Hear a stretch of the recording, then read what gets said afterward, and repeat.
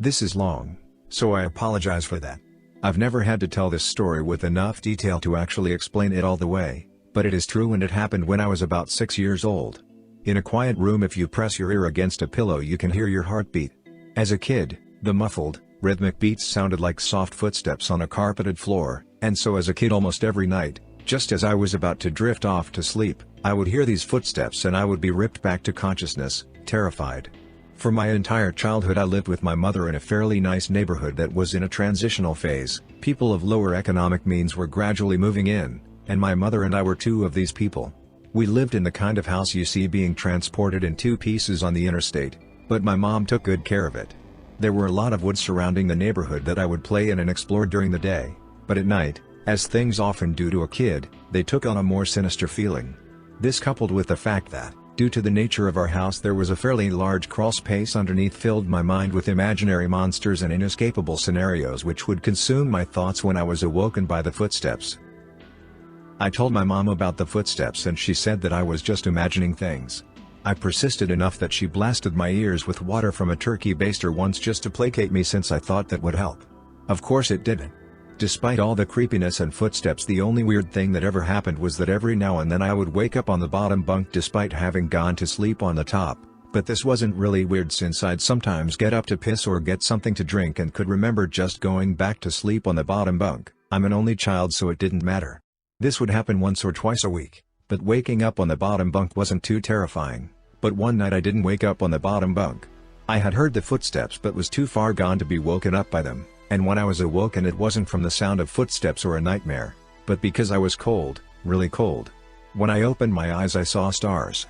I was in the woods. I sat up immediately and tried to figure out what was going on.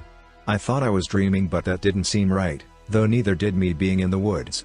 There was a deflated pool float right in front of me, one of those ones shaped like a shark. This only added to the surreal feeling, but after a while it seemed like I just wasn't going to wake up because I wasn't asleep. I stood up to orient myself, but I didn't recognize these woods. I played in the woods by my house all the time and so I knew them really well, but if these weren't the same woods then how could I get out? I took a step and felt a shooting pain in my foot which knocked me back to where I had just been laying. I had stepped on a thorn.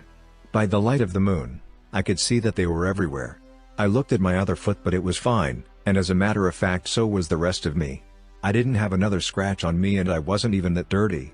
I cried for a little bit and then stood back up. I didn't know which way to go so I just picked a direction.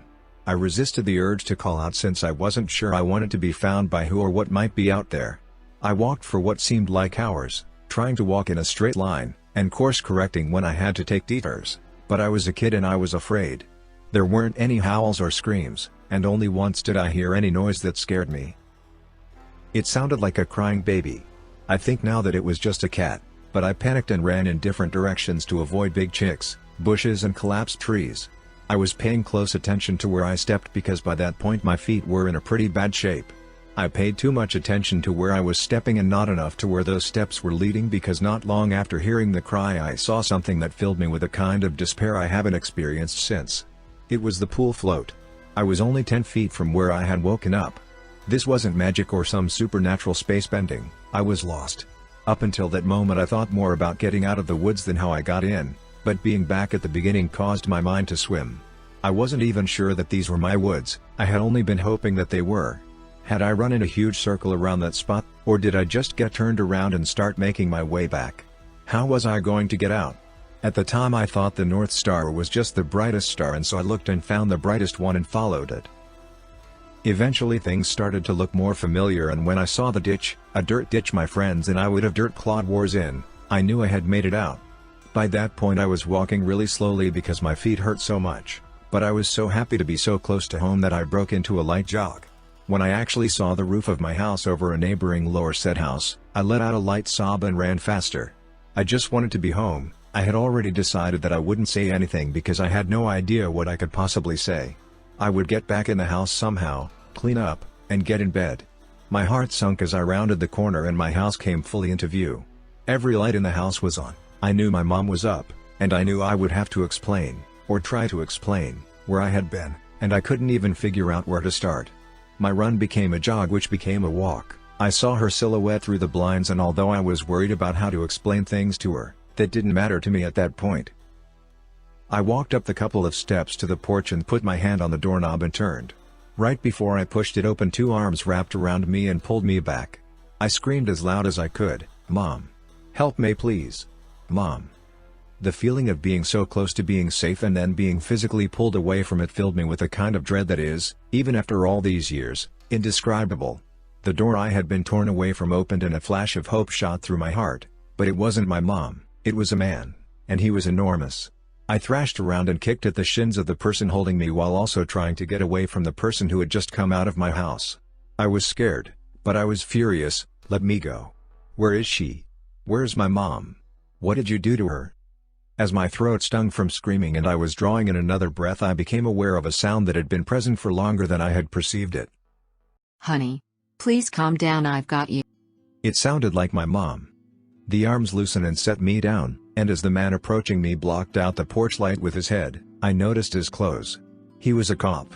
I turned to face the voice behind me and saw that it really was my mom. Everything was okay.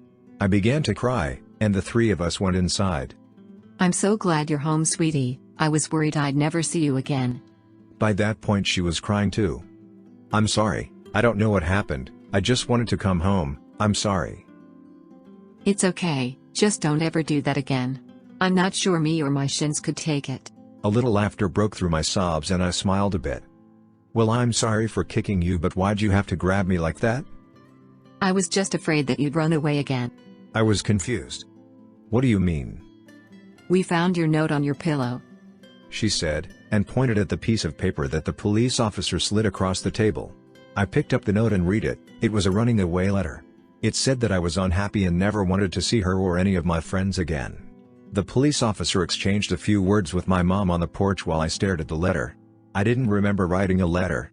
I didn't remember anything about any of this, but even if I sometimes went to the bathroom at night and didn't remember, or even if I could have gone into the woods on my own, even if all that could have been true, the only thing I knew at that point was, this isn't how you spell my name.